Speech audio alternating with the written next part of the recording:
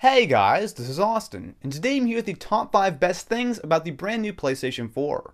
So Sony announced this last night, and while they didn't give us all the information like, a picture of the console, which I don't think would have been that hard, but beyond that they did show off some really cool things about it. So let's go over some of the best features of the PlayStation 4. Coming in at number 5 is that the PlayStation 4 will allow you to use used games on the console. Now, at first glance, this might seem like something really stupid to include.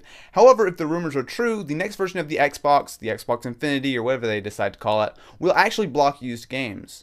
Now, while I'm not a huge fan of used games, typically it's not really worth saving like $5 on a brand new game for me. What is really annoying is the fact that, let's say I have an Xbox and I want to take a game over to my friend's house. Well, it wouldn't work on his Xbox, so just a lot of really stupid stuff. If you buy a game, I feel like you should totally be able to use it, sell it, do whatever you want with it. So the fact that the PlayStation 4 will allow you to do that is a big thumbs up in my book. At number 4, we have the brand new controller, the DualShock 4. Now this actually looks to be a major upgrade from previous versions, including the DualShock 3, and well, basically every other PlayStation controller ever.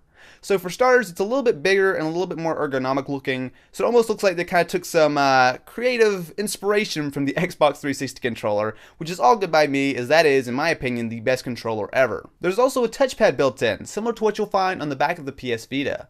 Now while I don't think this is going to be a huge deal, it will be nice for some games like Little Big Planet, and on top of that there's also what's basically a PlayStation Move also built into the top.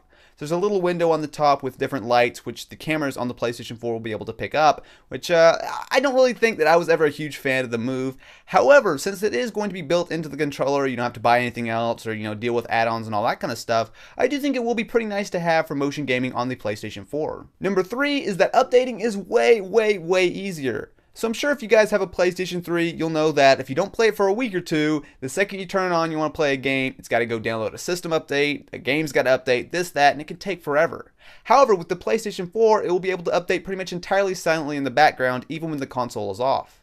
On top of that, there are also a couple of other cool things. For example, when you turn the console off, it actually goes into what's basically sleep mode like on a PC. So if you want to jump back into the game, instead of having to wait for it to boot up and all that kind of stuff, it'll pretty much shoot you straight back into the game. Another cool behind the scenes feature on the PS4 is that it will allow you to actually play games as you download them.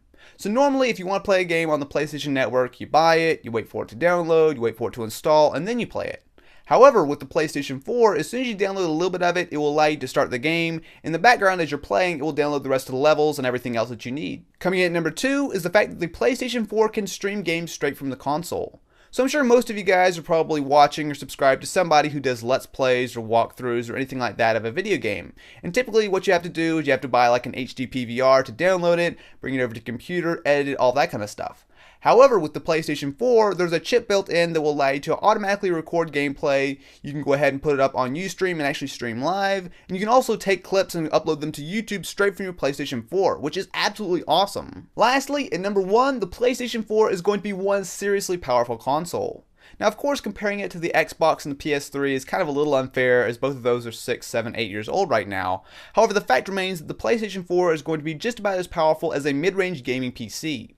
So as far as the specs go, it has an 8-core AMD CPU, which 8 cores, that's pretty impressive. And on top of that, it also has a pretty decent graphics card. So what you could expect if you guys are familiar with PCs is something like a Radeon 7850, 7870, something like that.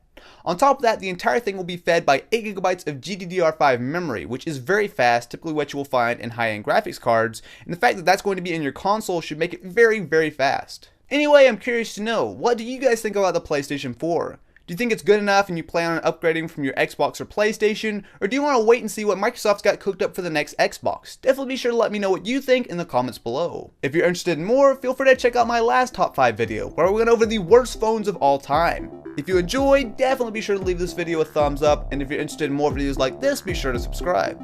Anyway guys, I will catch you next time.